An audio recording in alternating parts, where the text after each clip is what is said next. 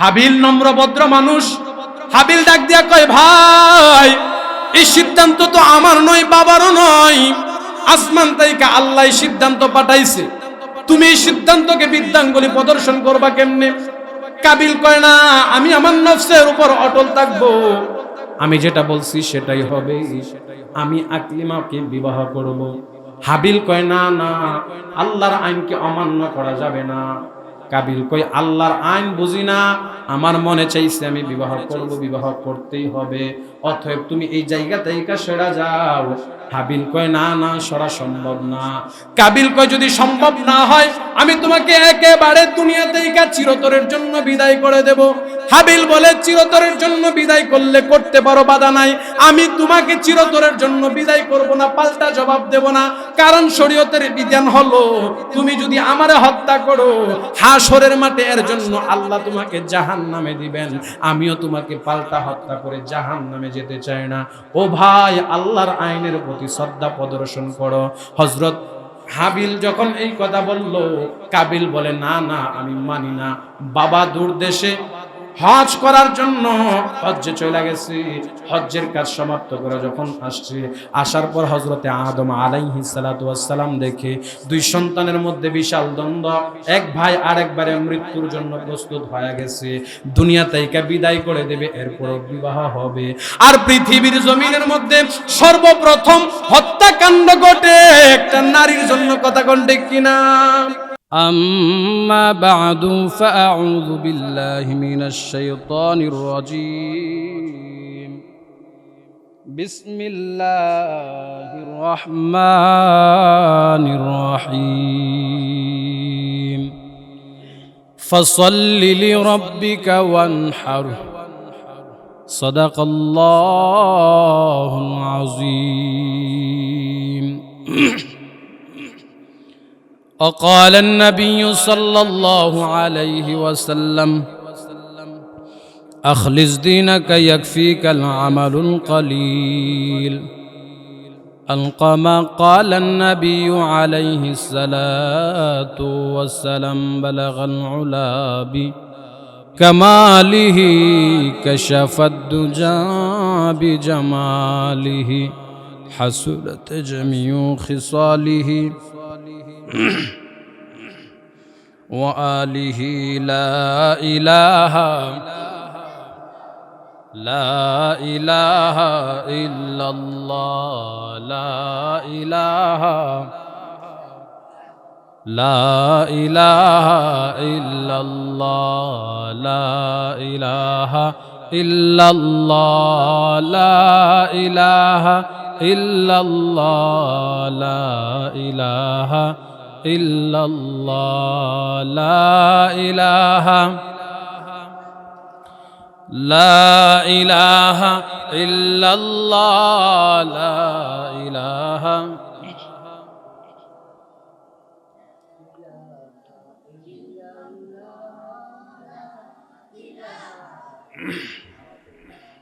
لا إله إلا الله لا إله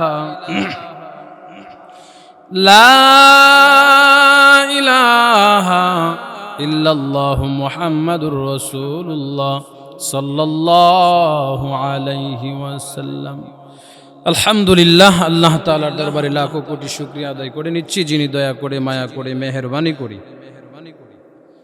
পবিত্র জুমার দিন, বরকতময় ফজিলতপূর্ণ এই দিনে আল্লাহ তাআলা আপনাকে আমাকে হাজারো ব্যস্ততা থেকে ফারেক করে, দুনিয়াবি গান্দা মজলিস থেকে হিফাজত করে, অত্যন্ত দয়া ও মায়া করে আল্লাহ তাআলা আমাদেরকে আল্লাহর ঘর মসজিদ পর্যন্ত আসা বসার তৌফিক দিয়েছেন। এজন্য কালিমাতুশ শুকর উচ্চ কণ্ঠে আওয়াজে আমরা পাঠ করে নিচ্ছি আলহামদুলিল্লাহ, পড়ে নিচ্ছি লক্ষ কোটি দুরূদ ও সালাম সৃষ্টির শ্রেষ্ঠ মানব, আপনার আমার নবী, কুল কায়নাতের নবী, হায়াতুন নবী, জিন্দা নবী, নবীদের নবী, যিনি ইমামুল মুরসালিন, খাতামান নবিয়্যিন, শাফিউল মুজনবির, আহমদ মুহাম্মদ মুস্তাফা সাল্লাল্লাহু আলাইহি ওয়াসাল্লাম। সম্মানিত সুধী, আমি আপনাদের খেদমতে মহাগ্রন্থ আল কুরআন থেকে 114 খানা সূরার একখানা সূরা সূরাতুল কাউসারের ছোট্ট একখানা আয়াতে কারিমা তিলাওয়াত করেছি, নবীজির অসংখ্য হাদিস থেকে ছোট্ট একখানা হাদিস তিলাওয়াত করেছি। আয়াত ও হাদিসকে সামনে নিয়ে কিছুক্ষণ কথা বলবো। আল্লাহ তাআলা এই কথাগুলো বুঝে আমল করার তৌফিক দান করুক, বলি আমিন।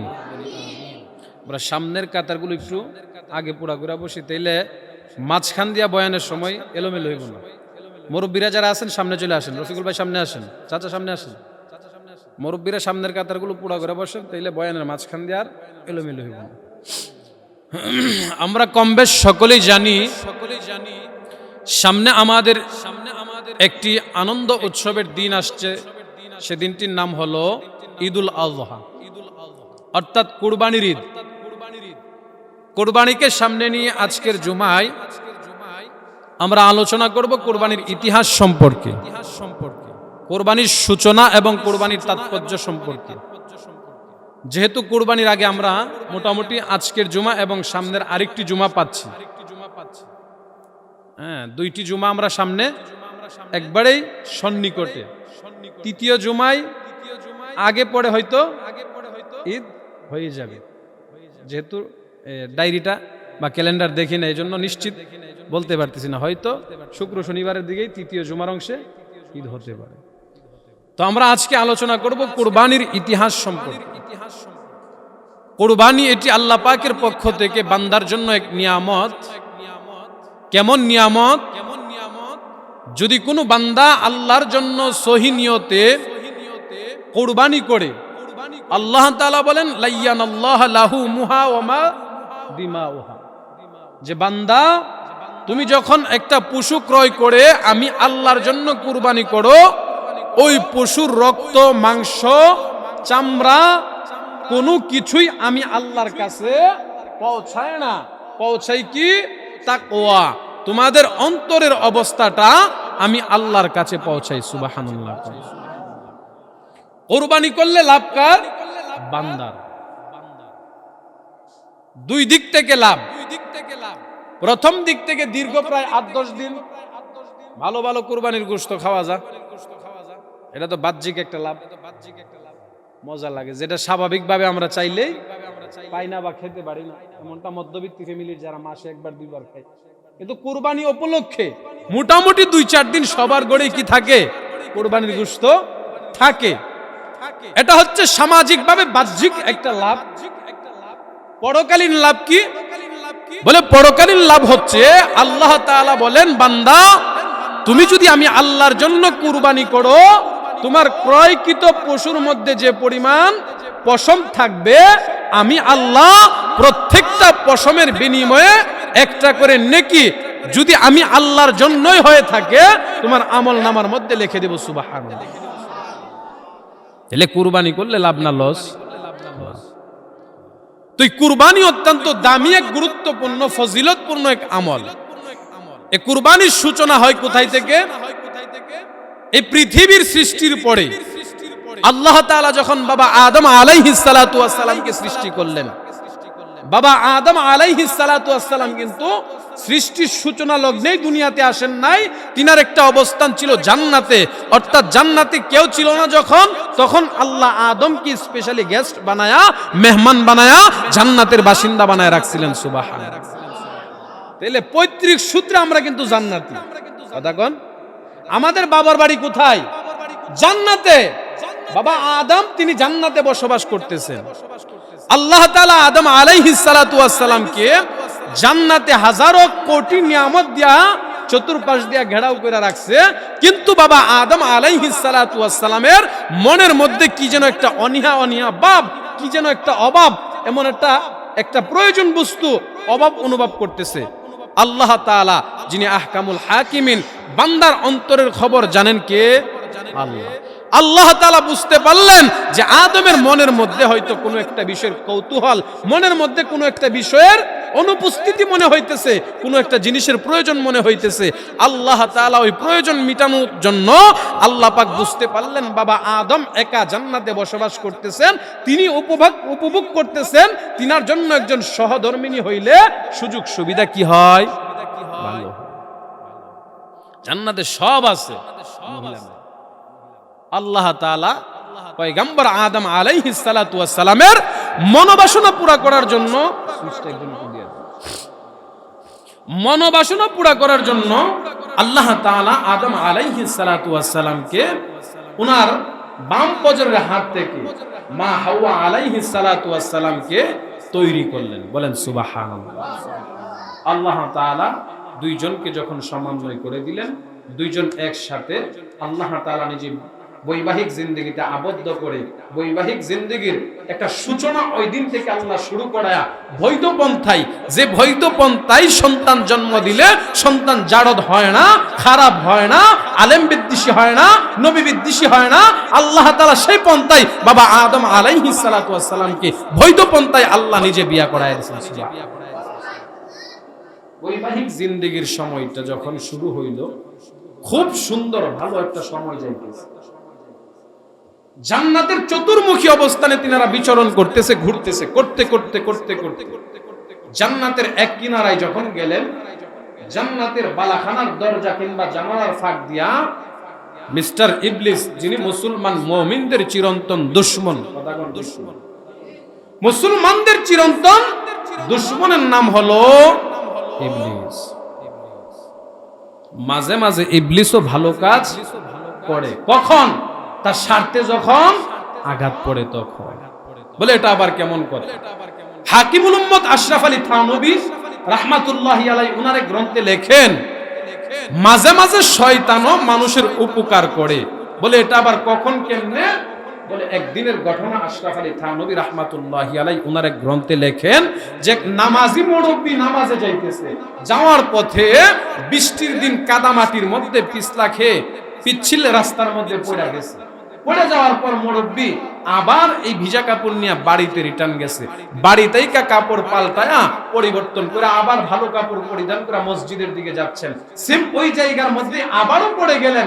আবার মুরব্বি বাড়িতে গেছেন, বাড়িতে গিয়ে নতুন জামা পরিধান কইরা ভালো পরিচ্ছন্ন পোশাক পরিধান কইরা আবারও ফজরের নামাজের জন্য মসজিদের দিকে রওনা দিয়েছেন। সুবহানাল্লাহ। এটা কেবল শক্ত ঈমান থাকলেই, আমাদের যে ইমানের দুর্বলতা, বৃষ্টি আইলে ঝড় তুফান আইলে আমরা বৃষ্টি ঝড় তুফানের দোহাই দিয়া নামাজে আসি না, নামাজে যাইতে চাই না। কিন্তু মুরব্বি তিনবার নামাজ পড়ার জন্য ঘর থেকে আবারও রওনা দিলেন। চতুর্থবারের মাথায় গিয়া দেখে যে জায়গায় পিচ্ছিল অবস্থায় রাস্তাটাতে পড়ে যায়, ওই জায়গার মধ্যে নওজোয়ান একজন যুবক হারিকেনের বাতি কিংবা টর্চ লাইট নিয়ে দাঁড়ায় রইছে। মুরব্বিরে সালাম দিছে, মুরব্বির সালামের জবাব দিছে। এবার নওজোয়ান যুবক মুরব্বিরে কাঁধে কইরা মসজিদ পর্যন্ত পৌঁছাইছে। সুবহানাল্লাহ। কত একটা ভালো বিষয় না? মুরব্বি আশ্চর্য হয়ে গেছে, এই নওজোয়ান যুবক, তোমার বাড়ি কোথায়? এর পূর্বে তো তোমারে কোনোদিন দেখি নাই। মুরব্বি, আমার বাড়ি এই এলাকায় না, এই এলাকায় হইলে না আমারে দেখতেন। কই তোমার বাড়ি কোথায়, পরিচয়টা দাও না। আমি তো জানি আমার এই এলাকায় এত ভদ্রলোক পাওয়া অসম্ভব। বলে আমার বাড়ি এই এলাকায় নয়, আমার পরিচয় আপনি জেনে লাভ নাই। কিন্তু জানেন, যে ব্যক্তি আপনাকে উপকার করার কথা না, ওই ব্যক্তি আপনাকে উপকার করছে। তাইলে এখন পরিচয়টা দিয়েই যাও, ওই ব্যক্তি সম্পর্কে জানা তার একটু জরুরি দরকার। উপকার করার কথা না, উপকার করলা, কেন করলা, আর তুমি কোন ব্যক্তি, বইলা যাও। ওই চাচা, আমি হইলাম মিস্টার ইবলিস। তুমি কেন আমারে কান্দে করে মসজিদে নিয়ে আইলা? ওই চাচা, চিন্তা করে দেখছি, একবার, দুইবার, তিনবার আপনার এই কাদামাটির মধ্যে ফালাইলাম। প্রতিবার ফালানোর পরে আপনি বাড়িতে গেলেন, ভালো কাপড় পরিধান কইরা আবার আপনি মসজিদে আসলেন। আপনার যে ইমানের পাওয়ার, ইস্তেহা, সেই ঈমান আপনাকে ঘরে বসায় রাখতে পারে না। কাদামাটি ভরা শরীর নিয়ে নামাজ থেকে বিরত রাখতে পারে না। একবার, দুইবার, তিনবার আপনি কাদামাটি ভরা পোশাকটাকে বাড়িতে ফালায়া পাল্টায়া চতুর্থবার যখন নামাজে আসছেন, আমি ইবলিসের শরীরের মধ্যে আগুন লাগা গেছে। কই কেন তোমার শরীরে আগুন লাগছে? তুমি তো তিনবার আমারে ফালাইছো। চাচা, আপনি একবার ফজরের নামাজ পড়লে আল্লাহ আপনার আমল নামায় একটা নেকি দিত, কিন্তু আমি যখন আপনাকে তিনবার ফালাইছি আর তিনবার আপনি বাড়িতে রিটার্ন আসছেন, ইমানের পরিচয় দিবেন, নামাজের গুরুত্ব বুঝাইছেন, আল্লাহ আপনার ইমানের পরিচয়, নামাজের ভালোবাসা, আন্তরিকতা দেখা আল্লাহ তাআলা তিনবার আসার দ্বারা আপনার আমল নামার মধ্যে 30টা নেকি দিয়েছে। সুবহানাল্লাহ। আপনি নামাজ পড়া পাইতেন 1-2 নেকি, কিন্তু ফালানোর কারণে আর পড়ার কারণে দ্বিতীয়বার আসার কারণে নেকি পাইতাছেন প্রত্যেকবারে 10টা। এখন চিন্তা করলাম এখনো যদি ফালাই আরো পাইবেন 10টা। আর দরকার নাই, ফালানোর প্রয়োজন নাই। আপনারা শতবার ফালাইলে আমি ইবলিস বুঝতে পারছি শতবারই আপনি উঠবেন এবং শতবারই নামাজে আসবেন, অতএব আর বারবার ফালানোর দরকার নাই। এই জন্য আপনারা কান্দে করে মসজিদে ঢুকাই দিচ্ছে। আশরাফ আলী থানভী রাহমাতুল্লাহি আলাইহি বলেন, শয়তানও মাঝে মাঝে উপকার করে, কখন? যখন নিজের স্বার্থের উপর আঘাত আসে।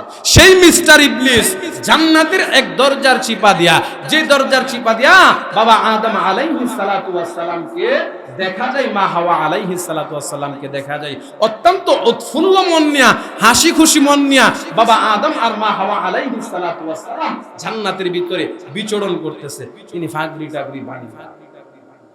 নেক্সট শুরুতে শয়তানের ঢোকা একটা কথা আছে। কি শুরুতে?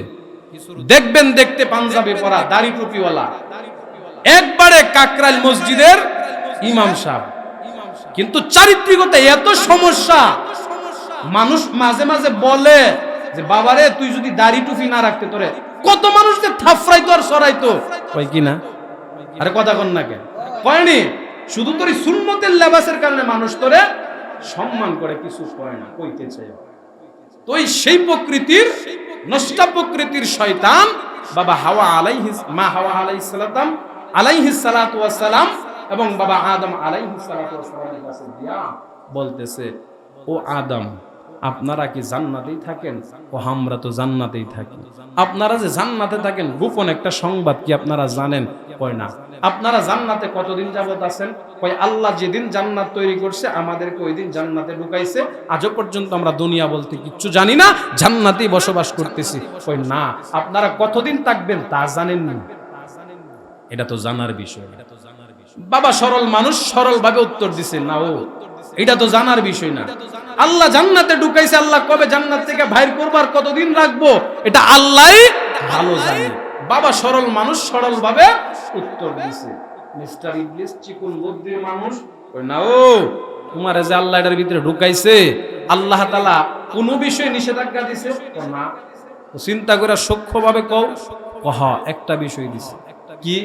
ওই যে সুদূর একেবারে জান্নাতের কিনারে একটা গাছ দেখা যায়, গন্ধম ফলের গাছ।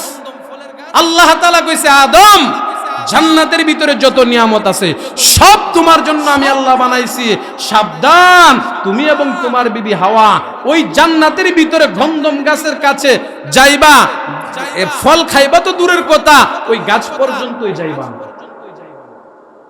দেখছো নি, আল্লাহ তোমারে সব কিছু খাইতে কইছে, সব জায়গায় দেখতে কইছে, আল্লাহ কিন্তু তোমারে গন্ধম ফলের গাছের কাছে যাইতে নিষেধ করছে।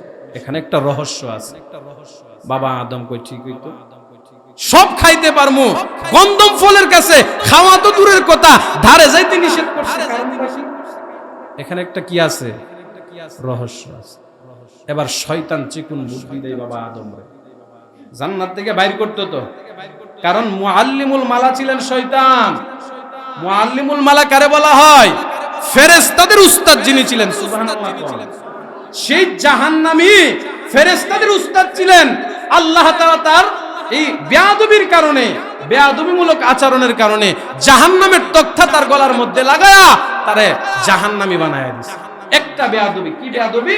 আল্লাহ যখন বাবা আদমরে বানাইছিল, প্রত্যেকই ইতিহাস জানেন, আল্লাহ তাআলা হুকুম করছিল আদমরে সেজদা করার জন্য, তখন শয়তান যুক্তি দিছিল। কি দিছিল? কেউ যুক্তি সব জায়গায় চলে? আল্লাহ যিনি বানাইছে তিনার সাথে যুক্তি চলবো? যুক্তি দিছে আল্লাহ, মাটির স্বভাব হলো উপরের দিকে ঢিল মারলে মাটি দ্রুত গতিতে নিচের দিকে নামে, আগুনের স্বভাব হইলো জমিনে ধরাইলে এই আগুনের স্ফুলিঙ্গ উপরের দিকে উঠে। আমারে বানাইছেন আগুন দিয়া, আর আপনার আদমরে বানাইছেন মাটি দিয়া। আপনি আমারে কইতাছেন যে বস্তুর কোনো দাম নাই মাটি, ওই বস্তুরে সেজদা করতাম। আল্লাহ এটা আমার পক্ষে সম্ভব না, এটা আমার প্রেস্টিজে লাগে, আমার এগুতে লাগে, আমার দ্বারা সম্ভব না। আল্লাহ তাআলা কয় না, এটাই সম্ভব, আমি যেটা বলছি। সুবহানাল্লাহ।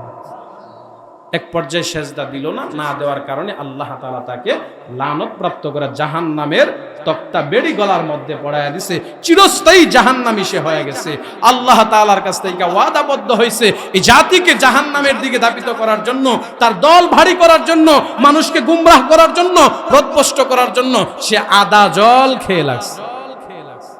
তো সে বাবা আদম আলাইহিস সালাতু ওয়াস সালাম জিনার কারণে জাহান্নামের তক্তা গলায় লাগছে, উনি জান্নাতে বসবাস করে, এটা তাইনের সহ্য কেমনে বাই করুন যা। ওই আদম, একটা বিষয় কি আপনি চিন্তা করছেন?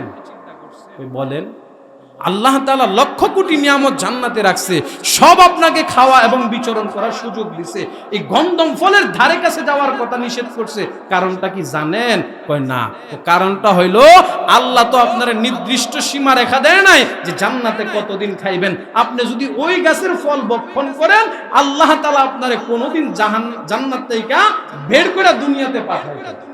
এই জন্য আল্লাহ এই ক্ষমতার আল্লাহর হাতে। শয়তান তো শয়তানি, এর ভিতরে তো আর ভালো বুদ্ধি কোনোদিন থাকতো না। আদম আলাইহিস সালাম কো ঠিকই আছে, আর না হয় লক্ষ কোটি নিয়ামত আল্লাহ অনুমতি দিয়েছে ভক্ষণ করার জন্য, সামান্য একটা গন্ধম ফলের গাছের ধারে কাছে যাইতে নিষেধ করছে। হ্যাঁ, কি করবেন? দুইজনে মিলে এটা খান, খাইলে হইব কি চিরস্থায়ী আবাদান আবাদা, আপনারা জান্নাতের বাসিন্দা হয়ে যাইবেন, আপনাদের আর কোনোদিন আল্লাহ তাআলা জান্নাত থেকে বের করবেন না। মা হাওয়া আলাইহিস সালাতু ওয়াস সালাম মহিলা মানুষ, তো সরল মানুষ, বাবা আদম আলাইহিস সালাতু ওয়াস সালাম রে কই, হ্যাঁ ঠিকই তো আছে। এটাই তো কথা। আল্লাহ যদি আমাদেরকে সব নিয়ামত খাওয়াইতে পারে, এই গন্ধম ফল খাইলে আমরা সমস্যাটা কি? এখানেই গোপন বিষয়। আল্লাহ আমরা রে কোনো না কোনো সময় জান্নাত থেকে বাইর করতে পারবো, এই ক্ষমতা আল্লাহর হাতে রাইখা আল্লাহ আমাদেরকে কি করছেন? এই গন্ধম ফলের ধারে কাছে যাইতে নিষেধ করছেন। অতএব চলো আমরা এটা খায়া নেই, আর খায়া নিলে আর কোনোদিন জান্নাত থেকে বের। শয়তান তার বুদ্ধি তাদের মাথায় প্রয়োগ করে দিছে। তো বাবা আদম আলাইহিস সালাতু ওয়াস সালাম তাফসীরের কিতাবে লেখা হয় যে আদম আলাইহিস সালাতু ওয়াস সালামকে শয়তান এভাবে ক্রমন্তনা দেওয়ার পর আদম জিজ্ঞাসা করছিল, আপনি কে? কয়, আমি তোমাদের একজন শুভাকাঙ্ক্ষী, আমি তোমাদের একজন কল্যাণকামী লোক। হ, দেখতে তো আমাদের কল্যাণকামী লোকই মনে হয়, আপনি তো আর ফ্যান শার্ট পরে আইছেন না, সুন্নতি লেবাস লাগাই আইছেন, আপনি নিঃসন্দেহে ভালো একজন লোক। আর এই লেবাস লয়ে বাটপারি করা সহজ, বুঝেননি কথাটা? মানুষ সহজে কি করে বিশ্বাস করে, বুঝে, মানতে চায়, মায়া জন্মা। আদম আলাইহিস সালাতু ওয়াস সালাম এবার মা হাওয়া আলাইহিস সালাতু ওয়াস সালামকে নিয়ে গন্ধম গাছের ফল নিজের হাত দিয়া ছিঁড়া ভক্ষণ করছে। সাথে সাথে আল্লাহ রাগ গুসা নিয়া তাদের দুইজনকে ছুড়ে মারা দুনিয়ার দুই প্রান্তে পাঠাইয়া দিছে। বাবা আদম আলাইহিস সালাতু ওয়াস সালামকে পাঠাইলেন শ্রীলঙ্কা। কোথায়? মা হাওয়া আলাইহিস সালাতু ওয়াস সালামকে পাঠাইলেন মক্কার আরবের জিদ্দা নামক স্থানের মধ্যে। পাগল পাড়া বেকারার হয়া দুইজন জমিনের মধ্যে দৌড়াদৌড়ি ছুটাছুটি করতেছে। তখন কিন্তু আর কেউ নাই জমিনে। আল্লাহ তাআলা দুইজনকে পাঠাইছে। মা হাওয়া আলাইহিস সালাতু ওয়াস সালামের পরনে যে জান্নাতি পোশাক ছিল, জাক্কুম ফল মুখে দেওয়ার কারণে সর্বপ্রথম মা হাওয়া আলাইহিস সালাতু ওয়াস সালামের পরন থেকে 5টা কাপড় যেগুলো পরিহিত ছিল সবগুলা ঠাস ঠাস করে জমিনে পড়ে গেছে। আল্লাহ তাআলা মা হাওয়া আলাইহিস সালামকে উলঙ্গ অবস্থায় জমিনে পাঠাইলো, বাবা আদম আলাইহিস সালাতু ওয়াস সালামকে জমিনে পাঠাইছে। তৎকালীন সময় তারা মেল নাই, ফ্যাক্টরি নাই, সুতার কোম্পানি নাই, কাপড় পাইবো কই, তার কাপড় বানাইতো কই থেকে? তখন মা হাওয়া আলাইহিস সালাতু ওয়াস সালাম জিদ্দা নামক স্থানের মধ্য থেকে 5টা পাতা ছিঁড়া নিজের লজ্জাস্থান এবং পুরো শরীরকে আবৃত করার চেষ্টা করলো। বাবা আদম আলাইহিস সালাতু ওয়াস সালাম 3টা পাতা দিয়া নিজের শরীরটাকে আবৃত করার চেষ্টা করলো।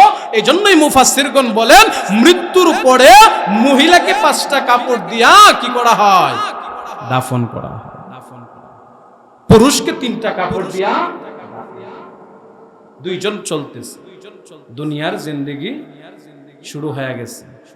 আল্লাহ তাআলা একজন আরেকজনের সন্ধান খুঁজতে খুঁজতে খুঁজতে খুঁজতে বাবা আদম আলাইহিস সালাতু ওয়াস সালাম এবং মা হাওয়া আলাইহিস সালাতু ওয়াস সালাম, আহারে জান্নাতের কি একটা আরামদায়ক আনন্দদায়ক অবস্থায় ছিল। আরে বাপের হুইটিলে খাওয়া আর নিজের কান্দে যখন সরে, দুইটার মধ্যে যেমন ব্যবধান, আদম আলাইহিস সালাতু ওয়াস সালাম আল্লাহর জান্নাতে খাওয়া আর জমিনে একজন আরেকজনের বিচারা লতা পাতা খাওয়া, দুইটার মধ্যে তেমন। খুঁজতে খুঁজতে খুঁজতে খুঁজতে মক্কার আরাফা নামক স্থানের মধ্যে, আরাফা মানেই সাক্ষাৎ, আরাফা মানে কি? সাক্ষাৎ। আল্লাহ তাআলা দুইজনকে আরাফা নামক স্থানের মধ্যে কান্না করতে করতে খুঁজতে খুঁজতে চোখের গোড়ায় গা হয়ে গেছে। আরাফা নামক স্থানের মধ্যে আইসা আল্লাহ তাআলা দুইজনকে একত্রিত করে দিয়েছেন, মিলায়া দিয়েছেন। কান্না করতে করতে আল্লাহর কাছ থেকে ক্ষমা প্রাপ্তি পাওয়ার পর আল্লাহ দুইজনকে একত্রিত করে দিয়েছেন। সুবহানাল্লাহ। লম্বা ইতিহাস। একত্রিত করে দেওয়ার পর আল্লাহ তাআলা আদম আলাইহিস সালাতু ওয়াস সালামের হায়াতে জিন্দেগির মধ্যে উনাকে 20 জোড়া, কত জোড়া? 20 জোড়া সন্তান দান করছেন। বলেন সুবহানাল্লাহ। মানে তৎকালীন সময় সন্তান জন্মের সিস্টেম ছিল জোড়া জোড়া, একজন নারী একজন পুরুষ, একজন নারী একজন পুরুষ। এই 20 জোড়ায় 40 জন মানুষ। এরপরে এক্সট্রা একজন নাম হলেন হযরত শীশ আলাইহিস সালাতু ওয়াস সালাম, যিনাকে আল্লাহ তাআলা আদম আলাইহিস সালামের মাধ্যমে দুনিয়াতে আগমন করাইলেন। নবুয়ত পাইছেন হযরত আদম আলাইহিস সালাতু ওয়াস সালাম এবং মাঝখান দিয়া শীশ আলাইহিস সালাতু ওয়াস সালাম। আসমানি কিতাব আল্লাহ তাআলা রাখছেন 104 খানা। কতখানা? বাবা আদম রে আল্লাহ দিবেন 50 খানা। বুঝেন নাই আমার কথা? মুসা নবী পাইছে কয় কিতাব? ঈসা নবী, ইব্রাহিম নবী, যার যার এক এক কিতাব। কিন্তু বাবা আদম আলাইহিস সালাতু ওয়াস সালামকে আল্লাহ কিতাব দিলেন কয় পিস? হ্যাঁ, 50। বাবা আদম আলাইহিস সালাতু ওয়াস সালামের সন্তান শীশ আলাইহিস সালাতু ওয়াস সালামকে কিতাব দিলেন 30। কত হইল? কথা কন না কেন? 80। মোট কিতাব কত? আসমানি কিতাব মোট কত? 104। বাপ ফুতে মিল্লাই দি ফেলাইছে 80, আর বাকি কত? 24।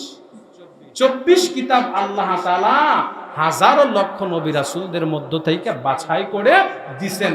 এখন প্রশ্ন, এত কিতাব দিল, কিতাব গেল কই? আদম নবীর কিতাবের নাম তো আজও শুনলাম না, শীশ নবীর কিতাবের নাম তো আজও শুনলাম না। এই সমস্ত কিতাব গেল কই? বলে ওই সমস্ত কিতাবগুলো আল্লাহ তাআলা এই জন্য তৎকালীন সময় দিয়েছিলেন, যেই সময়ে যেই নবীর কিতাব, ওই নবীর ওই যুগের সমকালীন সময় অবস্থা বুঝে আল্লাহ ওই কিতাব দিতেন। শরীয়তে ইসলামের বিধিবিধান সমর্থন হইছে, সাপোর্ট পাইছে বাবা আদম আলাইহিস সালাতু ওয়াস সালামের পর থেকে ইব্রাহিম আলাইহিস সালাম আসার পরে। ইব্রাহিম আলাইহিস সালাতু ওয়াস সালামের মাধ্যমে শরীয়তের কিছু বিধিবিধান কি পাইছে? স্থায়ী পাইছে, ঠাই পাইছে। আর ইসলামের শরীয়তের বিধিবিধান পূর্ণতা পাইছে আপনার আমার নবী মুহাম্মদুর রাসূলুল্লাহ সাল্লাল্লাহু আলাইহি ওয়াসাল্লামের মহাগ্রন্থ, আল্লাহর কালাম, আল্লাহর কথা কুরআনের মাধ্যমে। জোরে কোন সুবহানাল্লাহ। এবার প্রশ্ন, বাফে ফুতে মিল্লা কিতাব পাইছে কত? 80। 80-র মধ্যে কি লিখছে আল্লাহ? এই 80 নাম্বার, 80 পর্যন্ত কিতাব তো আমরা এখনো পাইলাম না, শুনলাম না, দেখলাম না। ওই সহিফা কিতাব নামক গুলার ভিতরে 80 পিসের মধ্যে আল্লাহ কি লিখছে? আল্লাহ ওইগুলো লিখছে যেগুলো আমরা জানতাম না, আল্লাহ ওইগুলো জানায়া লিপিবদ্ধ করায়া দিয়েছে। সুবহানাল্লাহ। কেমনে জানাইছে? আপনি দুনিয়াতে আসছেন, আসার পরে বৃষ্টি পড়ে আসমান থেকে, মানুষের হাতে না, আল্লাহর কুদরতি হাত দ্বারা ফালা। আল্লাহ ফেরেশতা রাখছে, তাদের মাধ্যমে পড়ে। এই বৃষ্টি থেকে বাঁচবেন, এটা কই লেখা? না, কুরআন তো আইছই না তখন। আপনি কুরআনে পাইবেন কই? কই লেখা? আল্লাহ কই যে লেখা? বৃষ্টি আইছে, তুমি ঘর বানবা, সম দিয়া কর, বেড়া দিয়া কও, বাঁশ দিয়া কই লাগাইবা, কেমনে বানবা? আল্লাহ তৎকালীন সময়ের 50 কিতাবের মধ্যে এই যে বৃষ্টি আইলে ঘর বানবা, কাপড়ের দরকার, সুতা বানাও, এ খাওয়ারের দরকার, তরকারি কেমনে রান্নবা, আগুনের দরকার, বলে 2 পাথর বসা দাও, আগুন বেরোইবো, বলে এগুলা কিন্তু শরীয়তে ইসলামের কি না? বিধান না। এই জন্য আল্লাহ তাআলা এক একটা বস্তুর নাম, এক একটা বস্তুর ঠিকানা, এক একটা বস্তুর অস্তিত্ব, কোন বস্তু কোন কারণে লাগবো, শরীয়তের বিধানের প্রয়োজনে না, মানুষের প্রয়োজনে 80টা কিতাবের মধ্যে আল্লাহ তাআলা বাপ বেটারে দিয়া রাখছে। সুবহানাল্লাহ। তখন কিন্তু শরীয়তে ইসলামের বিধিবিধানটা এমন পাক্কা পাক্কি ছিল না। তখনকার দাওয়াত ছিল কি, লা ইলাহা ইল্লাল্লাহ আদম সফিউল্লাহ, লা ইলাহা ইল্লাল্লাহ শীশ জাবিহুল্লাহ, এমন ভাবে লা ইলাহা ইল্লাল্লাহ ঈসা রূহুল্লাহ, লা ইলাহা ইল্লাল্লাহ মুসা কালিমুল্লাহ। তারা শুধু তাদের কালেমার দাওয়াতটাই চালু রাখছে। শরীয়তের বিধিবিধান এমন ভাবে অর্পণ চাপাচাপি তারা করেন। হযরত ইব্রাহিম আলাইহিস সালাতু ওয়াস সালামের সমকালীন তাইকা, আর পূর্ণতা পাইছে কখন তাইকা, আপনার আমার নবী মুহাম্মদুর রাসূলুল্লাহ সাল্লাল্লাহু আলাইহি ওয়াসাল্লাম। সুবহানাল্লাহ।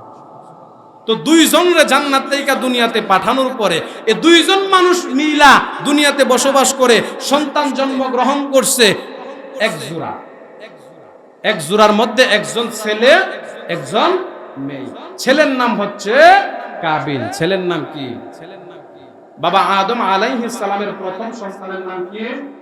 কাবিল। তার সমকালীন সময়ে যে মেয়েটা আল্লাহ তাআলা দুনিয়াতে পাঠাইছেন তার নাম হচ্ছে আকলিমা। কথা কোন কি? আকলিমা। এটা হচ্ছে প্রথম বছরের সন্তান প্রসব, সন্তান দুনিয়াতে আগমন। দ্বিতীয় বছরে আল্লাহ তাআলা আরো দুইজন সন্তান দিলেন। একজনের নাম হলেন হাবিল এবং আরেকজন মেয়ে যিনি তাফসীরের কিতাবে পাওয়া যায় লুবাবা কিংবা লুফাবা। তাফসীর কারকগণ লুবাবার উপরেই কি দিবেন? গুরুত্ব দিবেন। এমন ভাবে দুইজন করে জন্মগ্রহণ শুরু করছেন। তারা যখন বড় হইতে লাগলো, বৈবাহিক সময় যখন উপনীত হইল, যৌবনে পদার্পণ যখন করলো, বাবা আদম আলাইহিস সালাতু ওয়াস সালাম তিনিও তো যৌবনের চাহিদা মিটান, তিনিও বুঝেন যে সন্তানদের তো একটা যৌবনের ব্যাপার স্যাপার আছে। এখন কি এই সন্তানদের কোথায় থেকে বিয়া করাইমু? আপন বন্ত বিয়া করানো কি না জায়েজ আছে? কথা বল না, বিধান। আদম আলাইহিস সালাতু ওয়াস সালাম আল্লাহর সান্নিধ্য হাসিল করা কথা আল্লাহর পক্ষ থেকে আল্লাহ তৎকালীন সময় উপযোগী ওহী পাঠাইছে। এই আদম, তুমি তোমার সন্তানদের মধ্য থেকে, পৃথিবীতে তো আর কোনো মানুষ নাই, আমি আল্লাহ পাঠাইছি সিস্টেম কইরা দুইজন করে পাঠাইমু। প্রথম বৎসরের ছেলে, দ্বিতীয় বৎসরের মেয়ে। দ্বিতীয় বৎসরের ছেলে, প্রথম বৎসরের মেয়ে। এভাবে ছোট বড় সন্নিহিত করে মিলায়া কি করবা? বৈবাহিক জিন্দেগিতে তাদেরকে আবদ্ধ করবা। আদম আলাইহিস সালাতু ওয়াস সালাম 4 সন্তান যখন জন্মগ্রহণ করছে তাদেরকে সিলসিলা করে জানায়া দিছে, এই কাবিল, তুই বড় সন্তান, তুই আমার দ্বিতীয় পক্ষর যে সন্তানটা জন্মগ্রহণ করছে দ্বিতীয়বারে কন্যা সন্তান লুবাবা, তারে তুই বিয়া করবি। এই হাবিল, প্রথম নম্বরে যে সন্তান আমার মেয়ে জন্মগ্রহণ করছে আকলিমা, তুই আকলিমারে বিয়ে করবি। সিস্টেম তিনি এইভাবে বইলা। তৎকালীন সময় ছিল হজ্জের মৌসুম, হজ চলতেছে, জিলহজ মাস, তিনি চলে গেছে হজ্জের কাজে। কি কাজে? হজ্জের কাজে, হজ করার জন্য, কাবা জিয়ারতের জন্য। তৎকালীন সময় তিনি তিনার সন্তানদেরকে এই কথাগুলো বইলা এভাবে বুঝায় দেয়া গেছে, যদি তোমরা বিবাহ করতে হয় এইভাবে তোমরা কি করবা? বিবাহ করবা। বাইরে আমার খেয়াল করে শুনুন, হযরতে আদম আলাইহিস সালাতু ওয়াস সালাম হজ্জের কাজ কমপ্লিট করার জন্য হজ্জে চলে গেছে। দুই ভাই হাবিল আর কাবিল একজন আরেকজনের সঙ্গে তর্কে লিপ্ত হয়ে গেছে। কি সেই তর্ক? তর্কটি হচ্ছে, বাবা যেই পদ্ধতিতে বলছে নিঃসন্দেহে সেই পদ্ধতি আল্লাহর দেওয়া বাতানো পদ্ধতি, এটাই হচ্ছে সমকালীন সময়ের শরীয়তের বিধিবিধান। অতএব বাবা যে পন্থায় বলে গেছে, এ হাবিল, আমি এই পন্থা মানি না, অর্থাৎ আকলিমা বড় সুন্দরী, আমি আকলিমাকে বিবাহ করব, আর তুমি তোমার সমকালীন সময়ে যে মেয়েটা জন্মগ্রহণ করছে লুবাবা, তুমি তারে বিবাহ করবা। হাবিল নম্র ভদ্র মানুষ, হাবিল ডাক দিয়া কয়, ভাই, এই সিদ্ধান্ত তো আমার নয়, বাবারও নয়, আসমান থেকে আল্লাহ সিদ্ধান্ত পাঠাইছে, তুমি এই সিদ্ধান্তকে বৃদ্ধাঙ্গুলি প্রদর্শন করবা কেমনে? কাবিল কয়, না, আমি আমার নফসের উপর অটল থাকবো, আমি যেটা বলছি সেটাই হবে, আমি আকলিমাকে বিবাহ করব। হাবিল কয় না না, আল্লাহর আইনকে অমান্য করা যাবে না। কাবিল কই আল্লাহর আইন বুঝি না, আমার মনে চাইছে আমি বিবাহ করব, বিবাহ করতেই হবে, অতএব তুমি এই জায়গা থেকে সরে যাও। হাবিল কয় না না, সরা সম্ভব না। কাবিল কয় যদি সম্ভব না হয় আমি তোমাকে একেবারে দুনিয়া থেকে চিরতরের জন্য বিদায় করে দেব। হাবিল বলে চিরতরের জন্য বিদায় করলে করতে পারো, বাধা নাই, আমি তোমাকে চিরতরের জন্য বিদায় করব না, পাল্টা জবাব দেব না। কারণ শরীয়তের বিধান হলো তুমি যদি আমারে হত্যা করো হাশরের মাঠে এর জন্য আল্লাহ তোমাকে জাহান্নামে দিবেন, আমিও তোমাকে পাল্টা হত্যা করে জাহান্নামে যেতে চাই না। ও ভাই, আল্লাহর আইনের প্রতি শ্রদ্ধা প্রদর্শন করো। হযরত হাবিল যখন এই কথা বলল, কাবিল বলে না না, আমি মানি না। বাবা দূর দেশে হজ করার জন্য হজ্জে চলে গেছে। হজ্জের কাজ সমাপ্ত করে যখন আসছে, আসার পর হযরতে আদম আলাইহিস সালাতু ওয়াস সালাম দেখে দুই সন্তানের মধ্যে বিশাল দ্বন্দ্ব, এক ভাই আরেকবারে মৃত্যুর জন্য প্রস্তুত হয়ে গেছে, দুনিয়া থেকে বিদায় করে দেবে, এরপর বিবাহ হবে। আর পৃথিবীর জমিনের মধ্যে সর্বপ্রথম হত্যাকাণ্ড ঘটে একটা নারীর জন্য। কথা কোন ঠিক কিনা? একটা নারীর মাধ্যমে কি হয়েছে? হত্যা শুরু হয়েছে। এখনো এই হত্যার, এই মারামারি কাটাকাটির এই অবস্থা দেশে আছে না না? বিগত কয়েক বছর আগে আপনারা হয়তো অনলাইনের মাধ্যমে, অফলাইনের মাধ্যমে শুনছেন, দেখছেন, বরগুনায় মেয়ের নাম ছিল মিন্নি সম্ভবত, নাকি? একটা মেয়ের জন্য দুইটা নওজোয়ান যুবকের প্রাণ চলে গেল। সামরাটা কালানা দলা দেখছেন না কেউ? আর এই বেডিটারে ওখানে কই রাখছে কইতে পারেননি? চার দেওয়ালের ভিতর আবদ্ধ করে রাখছে। ওয়াল্লাহি আল্লাহর কসম, এই সমস্ত কুলাঙ্গার একটা মেয়েকে যদি ফাঁসির কাস্টে ঝুলানো হইতো, বাংলাদেশের হাজারো কুলাঙ্গার মেয়ে সংশোধন হয়ে যেত, পরিবর্তন হয়ে যেত। পেট বাসায় পিঠ বাসায় চলার সুযোগ আর পাইতো। বিধান না থাকার কারণে বেপরোয়া চলাফেরা কমতেছে না বাড়তেছে? তো তৎকালীন সময়ে প্রথম হত্যাকাণ্ড ঘটে একজন মেয়ের জন্য। আকলিমা ছিল অতি সুন্দরী, লুবাবা ছিল একটু কালো কুষ্ঠির, কিন্তু কাবিলের আকৃষ্টতা, কাবিলের মনের নজর, নফসের চাহিদা পড়ছে আকলিমার উপরে। অথচ আল্লাহর বিধান আকলিমাকে বিয়ে করা জায়েজ হবে না, কিন্তু কাবিল এটার উপরে নিজেকে স্থির রাখছে। বাবা আদম আলাইহিস সালাতু ওয়াস সালাম এই অবস্থা দেখতে পেরে দুই সন্তানকে দায়ী কানছে, এই সন্তানেরা, এই অবস্থা, আল্লাহর আইনকে লঙ্ঘন করা যাবে না। আমি নিজেই এক আইন লঙ্ঘন করে বিপদে আসি, বিপদে পড়ছি, তোরা আর বিপদে যাইস না, আল্লাহর আইন মানার চেষ্টা কর। দুই ভাই কোনোভাবেই মানতেছে না। আল্লাহর পক্ষ থেকে আল্লাহ তৎকালীন সময় ওহী পাঠাইছে, কিংবা মুফাসসিরগণ বলেন, ফকিহগণ বলেন, আদম আলাইহিস সালাতু ওয়াস সালাম নিজের মেধা শক্তি দিয়া একটা লটারির সিস্টেম করলেন। কেমন লটারি? তুমি এবং তোমার ভাই এই মরুভূমির মধ্যে দুইজনে দুইটা কুরবানি করবা। কার জন্য? কথা কোন কার জন্য? কুল ইন্না সালাতি ওয়া নুসুকি ওয়া মাহইয়ায়া ওয়া মামাতি লিল্লাহি রাব্বিল আলামিন।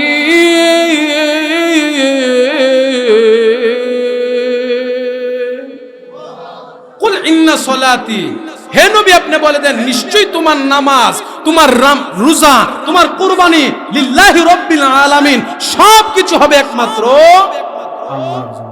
কিন্তু আমরার কুরবানি এখন কতটুকু আল্লাহর জন্য হয় এটা আল্লাহই ভালো জানে। কুরবানির এখন যে পদ্ধতি আর যে প্রক্রিয়া, যে সিস্টেম বের হয়েছে, আল্লাহর কসম, এই কুরবানি আমার মনে হয় না আল্লাহর আরশ পর্যন্ত পৌঁছায় কিনা। ওই অমুক ব্যক্তি কত দাগিয়েছে, কই 1.5 লাখ দিয়া, কই কিরে আমরা যদি 4-5 ভাই মিলা একসাথে কুরবানি দেই, আমরা যদি 2 লাখ দিয়া না দেই, ইজ্জত থাকবো নি? আরে শুধু এমন না, এখন তো আরো ভিন্ন প্রক্রিয়া বের হয়েছে। ফার্ম থেকে, খামার থেকে গরু আপনি ওজন দিয়ে স্কেলটা মাইপা কুরবানি করতে পারবেন। এই বিধান কি আছে শরীয়তে? ইসলামে মাপবেন কোথায় থেকে? আমরা যারা হুজুর আছি, অনলাইনে যাদের নাম্বার আছে, নামের শুরুতে লকব লাগানো না, মুফতি ফোন দেন, কুরবানির বাজারে থাকা অবস্থায় ফোন রিসিভ করলাম, কি সমস্যা? বিগত বাজারগুলোতে কয়েকটা বাজারে এমন হয়েছে ফোন দিছে, হুজুর জরুরি একটা মাসালা। কি মাসালা? ওই হুজুর যে গরুটা দেখছি এই গরুটার কানটা একটু কাটা, শিংটা একটু ভাঙা, পাটা একটু ল্যাংড়ায় ল্যাংড়ায় হাঁটে, এটা দিয়ে কি কুরবানি চলবো নি?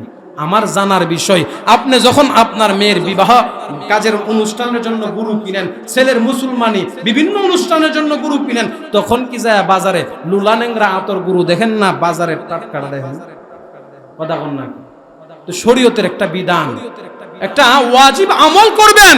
এই আমলের বেলায় কেন হুজুরে ফোন দেওয়ার লাগে? এই আমলের বেলায় তো আপনি সবচেয়ে স্বতঃস্ফূর্ত ভাবে সুস্থ স্বাভাবিক একটা পশু ক্রয় করবেন। কারণ হাদিসেতে আসছে, আল্লাহর রাসূল বলে তুমি ওই পরিমাণ একটা বাহন কিনো যেই বাহনটা তোমাকে হাসরের মাঠে ফুলসিরাতের ফুল পাড়ি দিতে পারবে।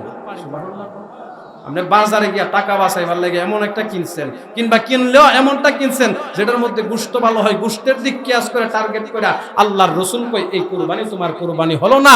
আফসোস ও দুঃখের বিষয়, মিডিয়ার কল্যাণে আমাদের এখন এমন কিছু দেখতে হয়, গুরু কুরবানির যেগুলা বিক্রি হয় এগুলা নামও দেওয়া হয়। মেসি, শাকিব খান, গত বছর এক মহিলা ঢাকা কামরাঙ্গীর চরের গরুর নাম দিছে হিরো আলম। নাউজুবিল্লাহ কইতেন না? এটা দিয়া কুরবানি করব, এগুলা কি সহি কথা? কোন সহি হইব? কুরবানি হবে একমাত্র কার জন্য? আল্লাহর জন্য। প্রথমে বলেছি আল্লাহ তাআলা নিজে বলেন, ও মানুষ, তোমার কুরবানির গোশত, রক্ত, চামড়া, পশম কোনো কিছুই আমি আল্লাহর কাছে আসবে না। আসবে তোমার মনের তাকওয়া, অন্তরের মধ্যে কি লিপন করেছো, তুমি অন্তরের মধ্যে কি লালন করেছো, যে তোমারে মানুষ বাহবা দেওয়ার জন্য মোটা তাজা গরু আনছো, 2 গরু কুরবানি দিছো, এটার জন্য নাকি আমি আল্লাহর জন্য কুরবানি করছি? এটা দেখার জন্য আল্লাহ, তোমার তাকওয়া আমি আল্লাহ দেখব। এজন্য বলতেছিলাম, মুসলমান এক ভাই অপর ভাইকে হত্যার জন্য প্রস্তুতি নিছেন। বাবা আদম আলাইহিস সালাতু ওয়াস সালাম। খারাপ লাগছে, সময় হয়েছে না আসলে, বয়ান লম্বা হয় এখন, কেমনে আজানের সাথে সাথে বয়া যায়। এজন্য বয়ান করতে গিয়ে মনে হয় যে বয়ান মনে বেশি করে লাইছি। গড়ির দিকে ছায়া দিয়ে বাজে মাত্র 12। গড়ি ঠিক আছে নি? হ্যাঁ 25। আচ্ছা 5 মিনিট এদিক সেদিক। তো আদম আলাইহিস সালাতু ওয়াস সালাম তাদেরকে বলল, এই তোরা এক কাজ কর, মরুভূমির মধ্যে কি কর, 2 ভাই 2টা পশু কুরবানি কর আল্লাহর জন্য, আল্লাহর আইন বাস্তবায়নের জন্য। কেমন? আল্লাহ তাআলা আমাকে জানায়া দিছে, মরুভূমির 2 স্থানের মধ্যে 2টা ভেড়া দুম্বা রাখবি, যেইটা আল্লাহ তাআলা পছন্দ করবেন যারটা, তারটাই আল্লাহ কবুল করবেন, আর যারটা পছন্দ করবেন না তারটা আল্লাহ কবুল করবেন না। আর যারটা পছন্দ করে আল্লাহ কবুল করবেন সেই আকলিমাকে বিবাহ করবে, যারটা কবুল হবে না সে আকলিমাকে বিবাহ করতে। এই যে ঘোষণা বাবা আদম আলাইহিস সালাতু ওয়াস সালাম সন্তানদের মাঝে ছুড়ে দিলেন, 2 সন্তান অতি আবেগ নিয়ে বড় মরুভূমির মধ্যে 2 দুম্বা কিংবা ভেড়া বকরি রাখছে। আল্লাহর হুকুমে একটারে আল্লাহ তাআলা উঠায়া জ্বালায়া আগুন দিয়া পুড়ায়া নিয়ে গেছে। সেটা হলো হাবিলের। কার? হাবিলের। আর প্রথম নম্বর সন্তান কাবিলের, যেটা সেটা পুরায় না, জ্বালায় না, অক্ষত অবস্থায় পুরা রয়েছে। হাবিল এবং কাবিল 2 জনের একজনেরটা যখন পুরায় আল্লাহ তাআলা কবুল করে নিছে, এটা প্রমাণ হয়ে গেছে হাবিলের পক্ষেই আল্লাহর আইন আসছে। এবার কাবিল রাগান্বিত হয়ে কয়, হাবিল না না, আল্লাহর আইন না, আরো কিছু যদি আসে তোরে আমি সাল্লাম না, হত্যা করেই ফেলবো। ভাই বাইরে হত্যা করলো, একটা নারীর নেশায়, নারীর লোভে হত্যা করার পর বাবার অগোচরে বাইরে এখন দাফন করবো কই? দাফন করার মতো মাথার মধ্যে মেধা শক্তি এখনো আসে না। আল্লাহ তাআলা একটা কাক আরেকটা কাকের মাধ্যমে এই নিকৃষ্ট কাবিলের শিক্ষা দেওয়াইছে। কারণ উচিত তো ছিল সমকালীন সময়ের যে সমস্ত নবীরা থাকে, ওই সমস্ত নবীরাই সবচেয়ে জ্ঞানী এবং বুদ্ধিমান শিক্ষক। আল্লাহ তো পারতেন আদম আলাইহিস সালামরা দিয়া এই দাফনের সিস্টেম প্রক্রিয়াটা শুরু করাইতেন, চালাইতে পারতেন। আল্লাহ কয় না, নিকৃষ্ট নাফরমানকে নবীরে দিয়ে শিক্ষক বানায়া শিক্ষা দেব না, একটা প্রাণীর মাধ্যমে নিকৃষ্টকে শিক্ষা দেব। কেমন শিক্ষা? আদম আলাইহিস সালামের প্রথম সন্তান কাবিল তার নিজের আপন ভাইরে হত্যা কইরা দাফন না কইরা বাড়ির দিকে ফিরতেছেন, তাকায়া দেখে রাস্তার মধ্যে একটা কাক।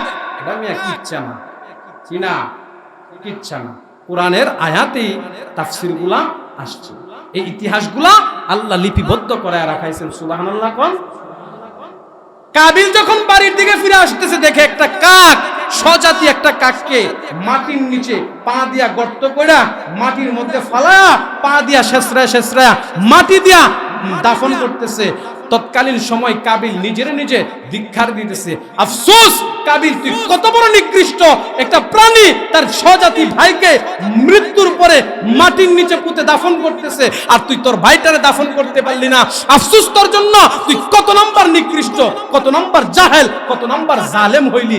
নিজের নিজে তখন তৎকালীন সময় বুঝতে পারলো, বুঝার পরে সে নিজের ভাইকে নিজে দাফন করলো। ও মুসলমান, এখান থেকে বুঝার বিষয়, জাতটা আল্লাহ আগুনে জ্বালায়া উপরে উঠায় নিছে, এটা কিন্তু কুরবানি। কি কথা কন না, কুরবানিটা বাবা আদম আলাইহিস সালাতু ওয়াস সালামের শরীয়তের বিধানের কুরবানিটাই ছিল এমন যে জ্বালায়া পুড়ে আল্লাহ তাআলা উঠে আসমানে নিব।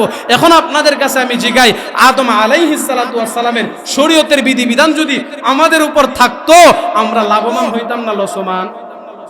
কথা কন না, কেন লসমান? এটা কি বুঝেন না নাকি?